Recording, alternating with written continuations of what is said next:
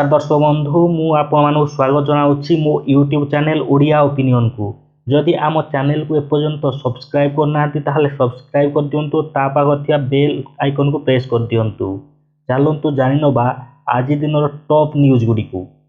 चलंतु video को आरंभ करिबा। प्रथम खबरटी हेउची राज्य सरकारक बड़ घोषणा। एनिकी स्वयं सहायक गोष्ठी को बिना सुधरे मिलिबो 5 लाख लोन। मिशन शक्ति माध्यम स्वयं सहायक गोष्ठी को दिया जाउथिबा ऋण परिमाण को वृद्धि करा जाइछि। पूर्वर स्वयं सहायक गोष्ठी को बिना सुधरे दिया जाउथिला 3 लाख टंकार ऋण। एहाकु 3 लाख रु 5 लाख टंका को वृद्धि करिसंती राज्य सरकार। नेक्स्ट खबरटी देखि नबा। नेक्स्ट खबरटी हेउछि पद्मपुर उपनिर्वाचन प्रचार मैदान को ओह्लाइबे मुख्यमंत्री नवीन पट्टनायक। डिसेम्बर 2 रे पद्मपुर जिबे मुख्यमंत्री। 3टी साधारण सभारे जोग देबे। पाइकमाल, झारबंद और पद्मपुर साधारण सभारे जोग देबार कार्यक्रम रही। मुख्यमंत्री प्रचार नहीं विधायक देवेश आचार्य पक्षर सूचना प्रकाश करा जाइछि। नेक्स्ट खबरटी देखि नबा। नेक्स्ट खबरटी हेउछि एनडीटीवी रो इस्तफा देले प्रणय रॉय एवं राधिका रॉय। शेष में जहाँ अनुमान करा जाउथिला ताहा ही घटिला। एनडीटीवी रो इस्तफा देइछंती प्रणय रॉय एवं तांको पत्नी राधिका रॉय। उभय नुआ दिल्ली टेलीविजन लिमिटेड रो बोर्ड ऑफ डायरेक्टर पदरु इस्तफा देइछंती। एनडीटीवी रो प्रतिष्ठाता हेउछंती प्रणय रॉय। तेबे एशियार 1 नंबर धनी तथा उद्योगपति Gautam Adani company Adani group NDTV को किनिबा परे निज पदरु इस्तफा देइछंती प्रणय रॉय एवं तांको पत्नी। नेक्स्ट खबरटी जानि नबा। नेक्स्ट खबरटी हेउछि महिला आईपीएल प्रथम संस्करण मार्च रे। तेणु एही प्रतियोगिता को सफल करने पाई बीसीसीआई प्रस्तुति आरंभ कर देइछि। मिलिथिबा सूचना अनुसार महिला आईपीएल रे अंशग्रहण करने को 5 जन दलों पाई खूब शीघ्र टेंडर प्रक्रिया आरंभ होगाकू जाउछि। तेबे दल मानकर बेट प्राइस बा बेस प्राइस 400 कोटी टंका रखा जाइथिबा बोर्ड पक्षरु कहा जाइछि। नेक्स्ट खबरटी देखि नबा। नेक्स्ट खबरटी हेउछि पाकिस्तान रो नुआ सेना मुख्य भावे जनरल असीम मुनीर को दायित्व ग्रहण करिसंती। जनरल कमर जावेद बाजवा मंगलवार तांको उत्तराधिकारी असीम मुनीर को बैटन ऑफ कमांड प्रदान करिसंती। कमांड रो परिवर्तन सहित मुनीर पाकिस्तान रो 17तम सेना मुख्य होइसंती। नेक्स्ट खबरटी जानि नबा। नेक्स्ट खबरटी हेउछि एनिकी रविवार खोला रहिबो स्टेट बैंक। देशर सर्वबृहत सरकारी बैंक एसबीआई रविवार साप्ताहिक छुट्टी दिन में एक बड़ परिवर्तन करने को निष्पत्ति नहीं। तेबे एही निष्पत्ति समस्त बैंक रे लागू हेबो नाही बरं गोटे शाखारे ही लागू हेबो। आउ नुआ निष्पत्ति मुताबक एनिकी एसबीआई रो गोटे शाखारे साप्ताहिक छुट्टी रविवार परिवर्ते शुक्रवार हेबो। एही घटनाटी महाराष्ट्र एसबीआई रो गुमन शाखा रविवार परिवर्ते एहार साप्ताहिक छुट्टी दिनटी शुक्रवार रे बदलाई दिया जाइछि।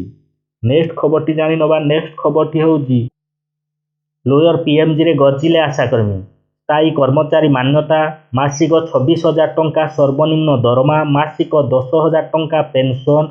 अवसर और मृत्युकालीन सहायता राशि 5 लाख बीएसकेवाई रे अंतर्भुक्त करिबा। ममता स्कीम कार्यक्रम रे समस्त दायित्व प्रदान करने आदि 16 दफा दाबी नहीं रास्ता को ओह्लाइछंती आशाकर्मी संघ। दीर्घ 17 वर्ष हेबो तृणमूल स्तर कार्य करुवा बेले सरकार बारंबार कर्मी को उपेक्षा करुछंती अभियोग करी आज संघ मास्टर कैंटीन छकरू शोभायात्रा बाहरी लोयर पीएमजी विक्षोभ प्रदर्शन करछंती। नेक्स्ट खबरटी देखि नबा। नेक्स्ट खबरटी हेउछि गत दीपावली अवसर रे केंद्र सरकार कर्मचारी को महंगा भत्ता सहित बोनस उपहार देइथिले। तेबे एहा मध्य केंद्र सरकार कर्मचारी को एक बड़ झटका देइछंती। ए बाबद एक घरोई निर्देशनामा एक कठोर निर्देशनामा जारी करा जाइछि। कर्मचारी को त्रुटि कारण सेमानकर पेंशन और ग्रेच्युटी उपरे रोक लागि पारे।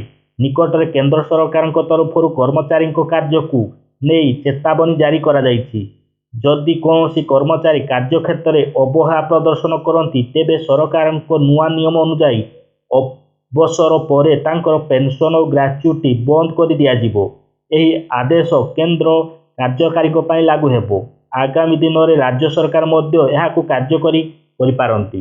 नेक्स्ट खबर देखि नवा। नेक्स्ट खबर होची भारत न्यूजीलैंड तृतीय दिनिकिया आज न्यूजीलैंड और भारत मध्य वर्षा बाधा प्राप्त T20 श्रृंखला को भारत 1-0 जीतिथिबा बेले दिनिकिया श्रृंखला न्यूजीलैंड 1-0 आगुआ रही। द्वितीय दिनिकिया वर्षा जो बातिल होइथिबा बेले बुधवार आज तृतीय तथा अंतिम दिनिकिया मैच खेल। मैच जीति भारत श्रृंखला पराजय को बंचार लक्ष्य रखी। नेक्स्ट खबर देखि नवा। नेक्स्ट खबर होची बीएसएनएल को नहीं सरकार बड़ घोषणा। बीएसएनएल मर्जर को नहीं नुआ अपडेट आसी। बीएसएनएल मर्जर को मंजूरी देइछंती सरकार। बीएसएनएल रिवाइवाल पाई 1.64 लाख कोटी टंकार पैकेज को मंजूरी दिया जाइछि। अर्थात एबे बीएसएनएल खूब शीघ्र मिश्रण होइजिवो। सरकार एने सूचना देइछंती। केंद्र मंत्री अश्विनी वैष्णव जणाइछंती जे सरकार बीएसएनएल रिवाइवाल पाई 1.64 कोटी टंकार रिवाइवाल पैकेज मंजूरी देइछंती। कैबिनेट भारत संचार निगम लिमिटेड एवं भारत ब्रॉडबैंड नेटवर्क लिमिटेड रो मर्जर को मंजूरी देइछंती। नेक्स्ट खबर देखि नवा। नेक्स्ट खबर होची भारतीय रिजर्व बैंक पक्षर एक बड़ घोषणा करा जाइछि।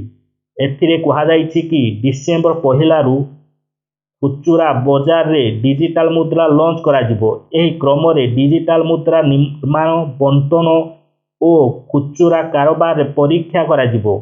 एहा पूर्वरु नवेम्बर मासरे केंद्रीय बैंक हुई होलसेल कारोबार पाई डिजिटल मुद्रा लॉन्च करि सारिछंती। रिजर्व बैंक पक्षरु एही डिजिटल मुद्रा को सेंट्रल बैंक डिजिटल करेंसी बोली नाम देइछंती। डिजिटल 1 रु डिसेंबर 1 रु एहार प्रचार देशर किछि निर्वाचित स्थान रे करा जिवो। एथिरे ग्राहकों ठारू नहीं व्यवसायी पर्यंत समस्त को शामिल करा जिवो। धन्यवाद। जदि आपण मानक आम वीडियो भल लगी थाए ताहले आम चैनल को सब्सक्राइब करंतु ता पाखर बेल आइकन को प्रेस करंतु।